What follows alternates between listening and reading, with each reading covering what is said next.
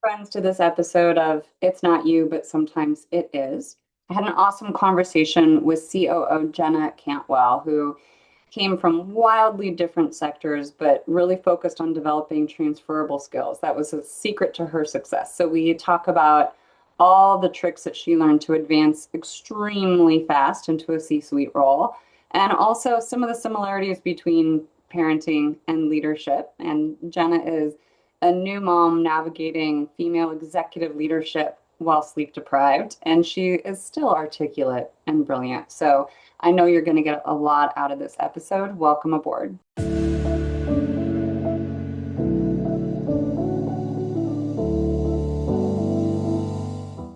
Welcome, friends, to this episode of It's Not You, but Sometimes It Is, where I get to have super fun conversations with really high skilled executives about the crazy paths they have taken and the hard lessons they've learned. And today's conversation is going to be no exception to that. I'm so excited to be able to talk with Jenna Cantwell. Jenna is the Chief Operating Officer at SWIVEL. I will let you tell us a little bit more about the company. But Jenna has had a really interesting career in three very different sectors, but taking her skills she was developing and being able to translate those over into a totally different environment and still be able to drive incredible change, have high performing teams, and very successful roles. So, Jenna, thank you so much for being here with us today. And can you tell us a little bit more about your path to the role that you're in, and also just give us a sense of the problems that the company solves? Yeah, thanks, Meg. I'm really happy to be here joining you today. So maybe I'll start with Swivel and what we do. So we're a financial technology company. We focus on payments. Our primary client base are credit unions, and we also have a product for schools. So thinking things like processing payments for school lunches or things along that line.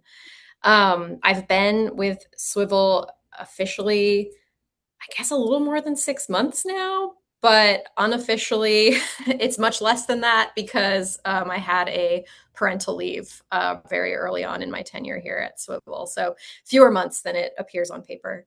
My journey has been really diverse. I started my career in regulatory biology field as a threatened and endangered species expert.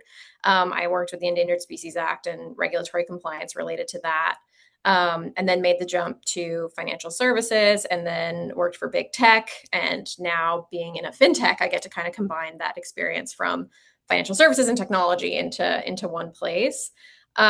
Swivel is a pretty new company. We just had our fourth birthday, but we do have the full support of SWBC. We are wholly owned by SWBC. So SWBC has been around. This year was our 50th, so a lot longer. So we're a little bit of a startup, scrappy fintech model embedded within a more conservative, established financial services company. Okay. All right, cool.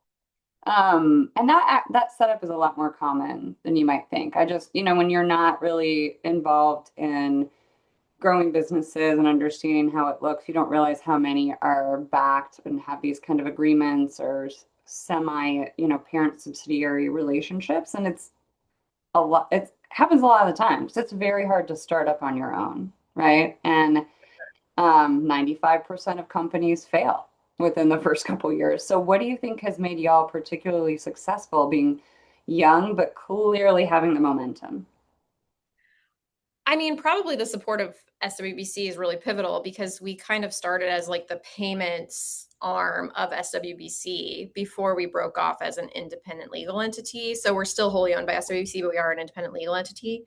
But I think just being able to kind of nurture and grow protected by SWBC was really big for probably the early days. And then, breaking off, we still have the full support of the corporate teams. So like we lean on them for things like HR and legal and some of those like core shared services that we need as a company. So it really lets us over here focus just on the work and serving our clients and being innovative and building cool things. So that's been really nice.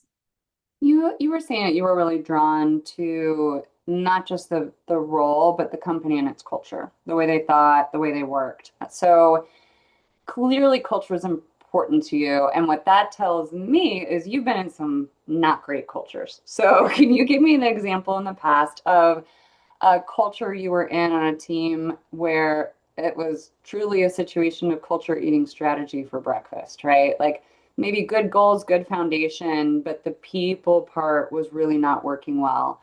What did that look like?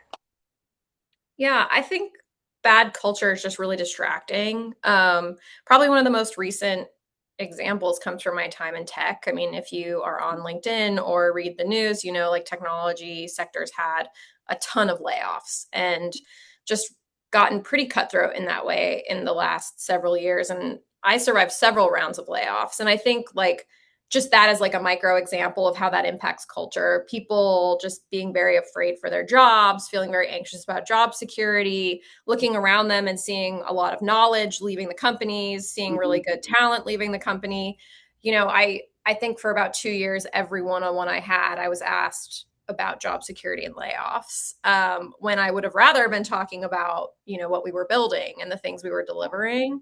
Yeah. I think one of the great things about being where I am now is I don't worry about layoffs like constantly. It's not a constant fear. I think we're quite secure again, like with some of the, I don't want to call it protection, but maybe that is the right word coming from SWBC. So I don't worry about layoffs. So when I have meetings, like no one's asking me about that in one-on-one. So we're able to really focus our attention on the work and what we're delivering for our clients, which is really great because I don't know, that's just like a micro example, but it was incredibly distracting for a very long Mhm. time. Yeah, there's a delicate balance because without profit, we don't have positions to put people in. And yet saying, well, business is business, where our strategy is going to be to just cut and then hire when we need them and cut. There is a happy middle ground in there where you can show as a company that you truly value your people and you can make some different choices and maybe some hard choices or riskier choices, but to show people your loyalty when they've given you theirs, right? And so I think there's a middle ground there, because people do need some safety and security in order to be able to focus on the important stuff. But if they feel it's like Maslow's hierarchy of needs, right? For sure. If you don't feel safe and secure, then you're not going to be that focused on your performance because our needs drop down to the level at which they're threatened.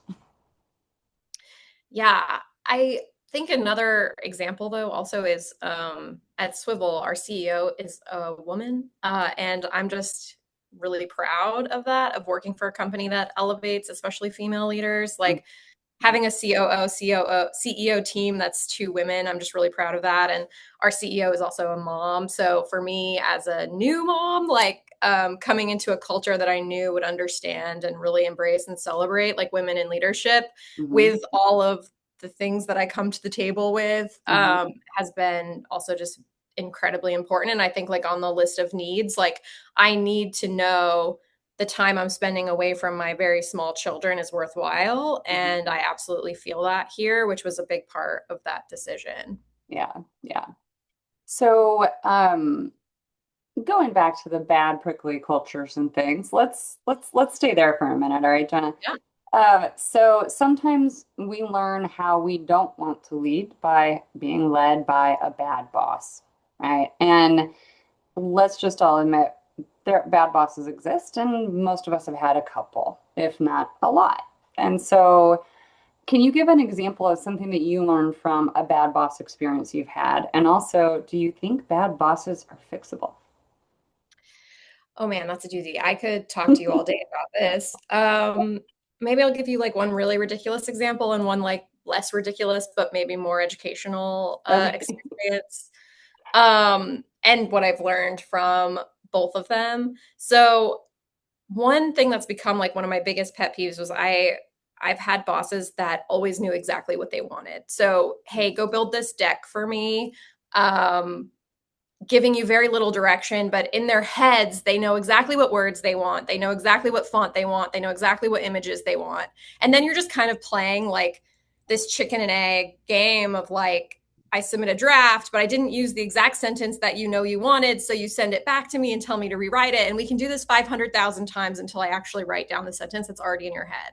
So for me as a leader, I believe if I know exactly what I want, I'm just going to do it myself. Like, I don't think that's a good use of anybody's time. Like, Mhm. I could easily write the sentence I want. I don't need to go through like 50 rounds of iterations. And I have spent a lot of time doing that when I realized it doesn't matter. It's never going to be right because they already know exactly what they want. And I just, that drives me crazy. So I try really hard not to do that. Um, I had a manager that threw things in my direction. So yeah, I don't throw things at people or in their direction. You know, I'm not very athletic. My aim's not great. I'm not going to risk accidentally missing. But yeah, I have had things thrown at me. Interestingly, I actually loved that boss. That was just one of their particular quirks that they had was when they got frustrated, they threw things.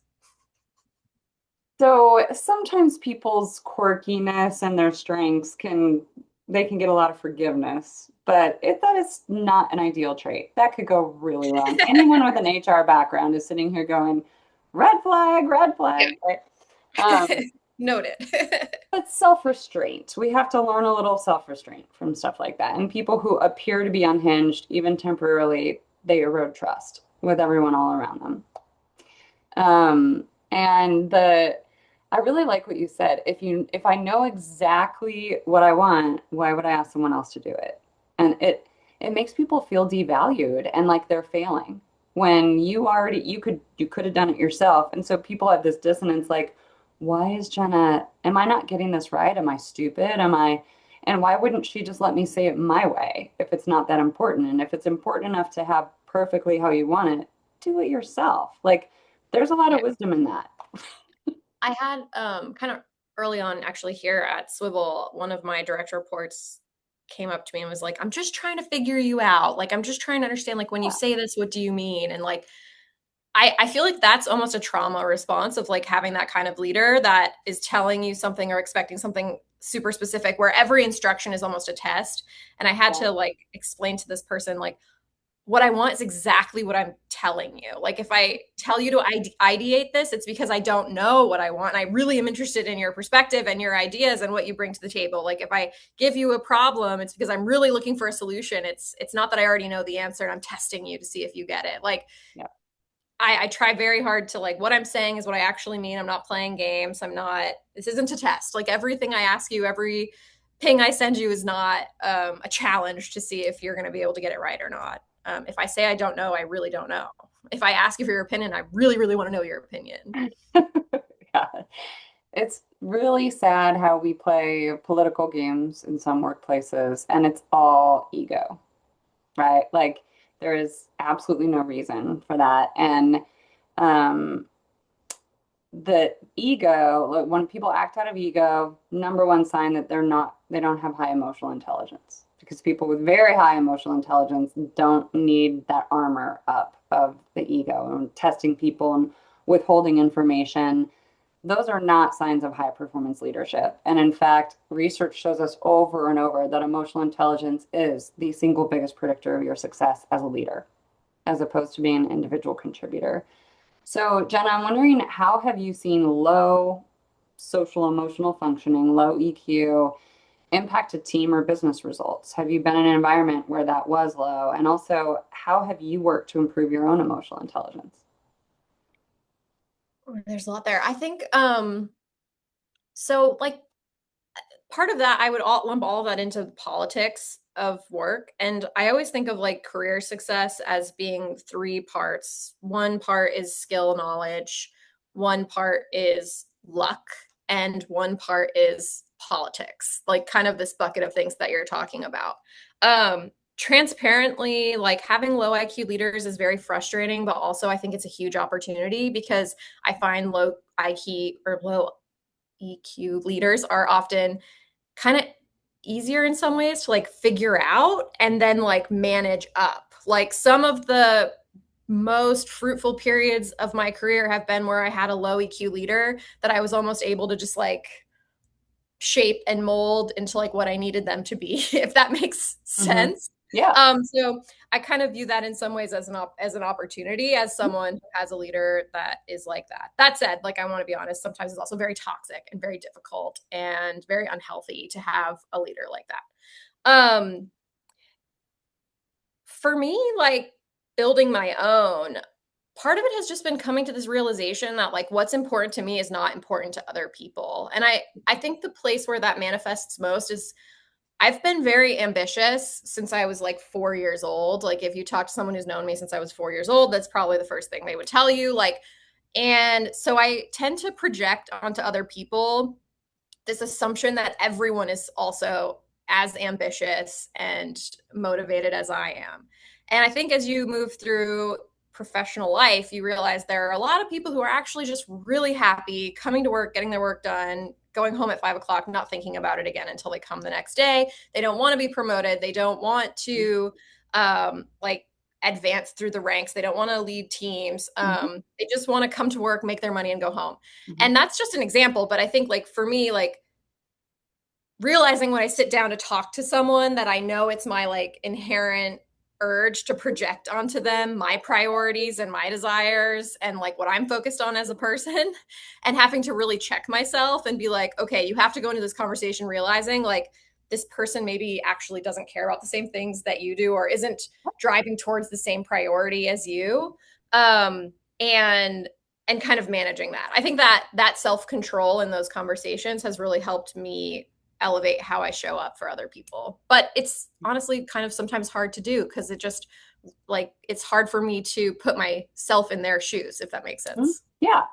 And that's like all humans have this bias that everyone else is just like me. Everyone's going to think like me, be motivated by the same. That's our starting place. And in a leadership role, that's one of the first things you got to learn to get over and get a little bit more attentive and compassionate about what is this person's needs, this unique person, what is their little portfolio of needs, what's a win for them. It's going to look really different than me, and that's okay. We don't need to judge that. We don't need to get upset about it. We don't understand it because it's not us, but that doesn't make it bad. And that's a big fallacy too with humans is if we don't understand it, we think it's bad. that's that's just poor self-management. Like you said, you have to keep that good head on your shoulders and manage those conversations from a place of openness. Yeah, and I think that is really I mean it's really hard. Like you have to really try and work at that, I think. But I think it's healthy. It's healthy to practice that skill for sure. Yeah, yeah. And really, it all starts with the belief behind the behavior. And if you believe everyone should be X, then you're going to keep getting triggered and behaving in ways that are probably not optimal. And it sounds like you have wisdom beyond your age.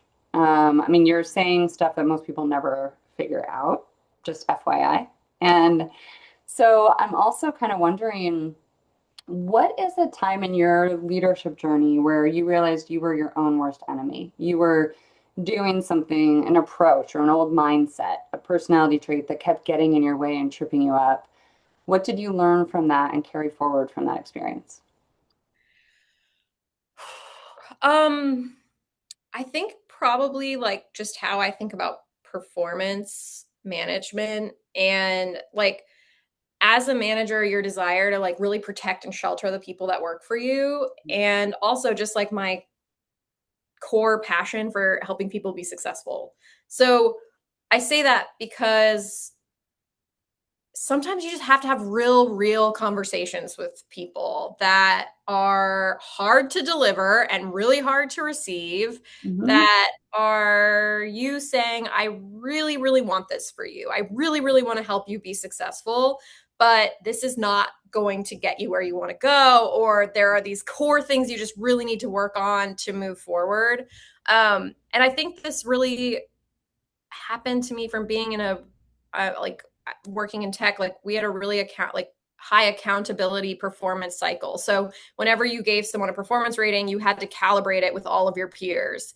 And I walked into some of those meetings being like, this person is doing awesome. And my peers were like, no, they aren't. Like you're totally blind to some of these shortfalls. And then you have to walk out of that conversation and now have a completely different conversation with your employee than what you thought you were going to have. Mm-hmm. And like doing that enough times, I realized like my just sheer desire for people to be successful and my sheer desire to help them get to the next level sometimes blinded me to some of their actual opportunities and gaps, and like Yeah. really needing to practice coaching and having hard conversations. Mhm. And those conversations still to this day are so challenging and so hard. And I prep for them and I think so hard about them to do good by those people. That never really gets super easy, or it hasn't at least Yeah. yet, but they're just so important. Yeah. I always say I wish I would have had some sort of a tool or a format for those kinds of conversations, because you can get derailed easily. You don't even want to be having it. You'll prepare and then they'll say something that like sends you down a rabbit hole. And it's probably the hardest skill is being able to give people feedback for their own growth. And unfortunately, that's my profession now, right? But there really is an art and a science to it. And some of us bring, like you were bringing the mom energy. Like, I want to support you. I want you to be successful, and I'm here by your side, right? And people need a combination of mom energy and dad energy. They want the empathy and connection, but sometimes they need a little bit of a challenge and a hey, you can do better, and this is what that would look like. And I believe in you, do it. Step up, right? Yeah. And so I've kind of simplified in my mind that way. That was my own kind of mental way to encapsulate like, am I coming with too much mom, not enough dad, too much dad, not enough mom? People need a nice mix there. Yeah, 100%. And as a new mom, you're doing that with the toddler, right? Sometimes they just need I understand, honey, it's hard. And sometimes it's like, we're not doing that. Yeah, for sure. No, my daughter's big thing this week is she's been telling me and my husband, don't mad about it. So she'll spill a drink and she'll say, it's okay, mommy, don't mad about it. And she also says it's okay all the time. And I kind of think about that at work where I'm like, okay, this bad thing happened. Like, first, it's okay. Second, maybe I should mad about it or not, depending on the situation. And then third, like, what do we actually do to grow from that experience? So I think parenthood actually does teach you a lot about Yeah. managing your team. It sounds like your daughter sees this as an opportunity to help lead upward, help you manage her better. She's managing me very well. Yeah, no, she's got us all wrapped around her little finger for sure. Maybe she will be both of our bosses someday, you know?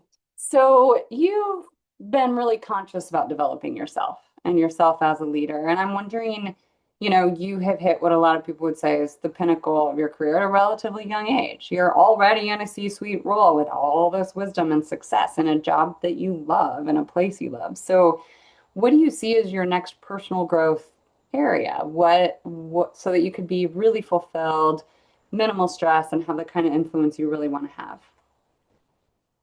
Um, yeah, I think I have so much to learn and so much growth that I still need to do. Like the list is very, very high or long. I think for me, I have been very much a generalist. Like I've built my career on being a generalist. I think investing in transferable skills is self-care, like get a massage and also work on your transferable skills. Like those are equally important. Um, and I think that's why I've been able to do what I've done in my career is because pretty much throw any little niche at me and I'll find a way to mold my body to fit into it. I think that's often at the expense of like deep subject matter expertise. Mm-hmm. Um, and sometimes that's okay, but sometimes it's not. And I think like moving forward, like if I think about what do I want to do next, like I want to really be a deep subject matter expert on something because I haven't really done that. Like Nice. I've really focused on being more in the general transferable skills. Like I can put together a mean PowerPoint. I can write really, really well. I could be your personal AI. Like give me your prompt, I'll write it for you. Like that I can do, but like I really, really want to understand everything there is to know about like Swivel and our products and what we do and how the payment space works and how it's evolving and how it's changing. And like transparently, I've just never really been in a role long enough to like have that deep level Mm-hmm. of knowledge. And so now that I'm here, I'm comfortable. I'm not in a hurry to go somewhere else right away. Like I'd really love to actually dive in and invest some energy on that more like horizontal, deep Mm-hmm. knowledge. Love it. Love it. And it's interesting. I didn't realize this until I learned more about behavioral psychology, but that's a personality trait, is to dive really deep and become an expert in something. And it's kind of a hardwired thing that you either that we have on a scale. Some people have a very high, like, perfecter of repeatable tasks, deep expertise, and that's what they love. It gives them all the energy in the world. And if you're not high in that on the other end, it's more like, I don't really like to go that deep into something. I like to do a lot of things, and I don't need things to be perfect. I'm actually really good at getting it to A minus and moving it forward and being a little innovative, breaking the rules. So people are usually on one end of that or the other, spectrum. And so you're probably more in the middle where you have gotten expertise, but just enough. And now you've kind of got that itch to go, you know what? I would love to really become an expert and perfect something. So, Yeah, it's like kind of a fun challenge. Like I did a lot more of that like focused work with like the Endangered Species Act stuff I was doing early in my career I, where I knew the regulations really well. I knew the nuances of the words, but mhm. even then I was still very much just like focused on how can I scale myself and scale my knowledge. But now I kind of want to, yeah, I just really want to go deep. I feel really intrigued by that. It's almost something I haven't quite done that I want to do. So That's exciting. I love that. And that just reminds me too, like we have to keep our heart full and our flame lit in order to be able to understand how to be that source for other people. I think we forget that. We're so focused on our own career advancement and on having a high performing company and team that we forget to tend to, what do I love? What gives me energy? And it's all about an energy exchange at work. You've got to have enough energy to produce the results, but there are things that are going to drain your battery and fill your battery, and it's worth taking the time to fill it. yeah, I think, early in my career, I was just so focused on these goals that I had to reach certain milestones by certain ages or like Mhm. within certain time frames. And so I was so focused on just working so hard. And like my priority was just to be the best employee that I could be and like be the person the boss calls when they have a question because they know you're going to find the answer. Like I really wanted to be that person. And I think kind of around like probably COVID times, like 2020, it just like really reframed things in my head. And I decided I don't actually care about, I mean, I do care about, but I care less about being the best employee I can be. I actually just want to be the best person that I can be. And like sometimes in trying to be a good person, that means that like my professional life is going to operate at an A minus or a B, or even dare I say sometimes a B minus. And I just have to get comfortable with and accept that because I'm focused on more of a like holistic goal and like how I show up for my friends, how I show up for my family, that I'm taking the time and space to take care of myself, that I'm like taking care of my health and eating good and all these like things that make you like more holistically a better person. And I think if I have to like name the biggest career transformation maybe that I've had, it's been that transition from being just solely focused on work and being the best I can at work completely at the expense of everything else in my life and switching to having work be just a piece of the puzzle and just trying to be a good person. Right. Well, that's a perfect bridge, Jenna, to regrettably my last question for you. If I could put you in a time machine and send you back talking to you 10 years ago, what do you think is the most important advice you would give yourself? Not to trust people who tell me to be patient. I think when you're young and you're ambitious, you hear all the time, be patient, be patient. You're still new, you're still young, good things will come. And so, yeah, for some people, I think that is the case. But I also think, the squeaky wheel theory or whatever, like Mhm. sometimes you actually do have to advocate for yourself. You do have to speak up. There are so many situations where if I had just chosen to be passive and sit back and be patient, I would have missed an opportunity and it would not have come to me. And I really believe people telling you to be patient is like offloading the mental load of coaching high performing or ambitious people. Mhm. And I will say, like, I was a difficult person to manage because I always wanted more. I always wanted more challenge. I wanted more money. I wanted more, right? Throughout my whole career. And that's really hard to deal with as a manager, right? But anyone who told me to just be patient, I think was just putting that off and not taking on their Yeah. management responsibility. So, yeah, I would say don't trust anyone that tells you to be patient. Like, stand up for yourself, advocate for yourself, knock on the doors, ask people to talk to you, reach out to people you are inspired by to mentor you. Like, be proactive and intentional, especially if you're on a track of ambition. I love it. I think that be patient thing, maybe that's advice that they're giving you because, like you said, they're not ready to rise to the challenge of truly helping you advance. Sometimes selfishly, they want to keep you in your role on their team because you're a rock star. And I figured that out too. That, like, when I was talking to my bosses about my own career advancement, it was a threat to them. And you and I are people who need challenge. And I think anyone I've met in a C-suite role has that bug. We need a mountain to climb. It makes us not that easy to be married to, also, right? I'm not easy to manage. I'm also not easy to be married to because I'm like, we could do Yeah, it that's totally better. fair. Right? I think my husband would agree. Yeah. But also, like, we keep things fun, we keep things moving. I like momentum, and companies need that kind of a driving force at the helm. And let's not be apologetic about it, and let's not try to tamper that in the emerging leaders today, especially emerging female leaders who get told to be more quiet, sit back more in situations where they would not say that to a young male leader. Yeah.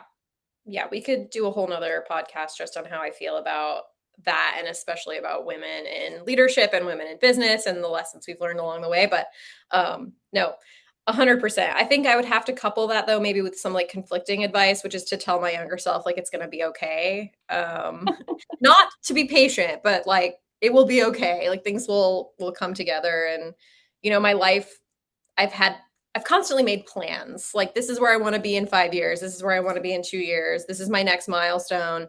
And then somewhere along the way, I'm like, you know what? I'm going to completely change industries, or I'm going to move across the country, or surprise, I'm having a baby. Like, all these things happen in your life. And so you can make plans, but things will just happen how they happen. And so I think just having a little bit of trust in the process on the good days and the bad days, and that's something I never really had. So if I could just whisper something to younger me, it would be, yeah, don't trust people who tell you to be patient, but also realize it's going to be okay. I love that. And that help the balance of be clear about your goals, but write the path in the sand. The path is going to change and shift, but write your goal in stone because you're going to get there. It's going to be okay. It's not going to look just like how you want.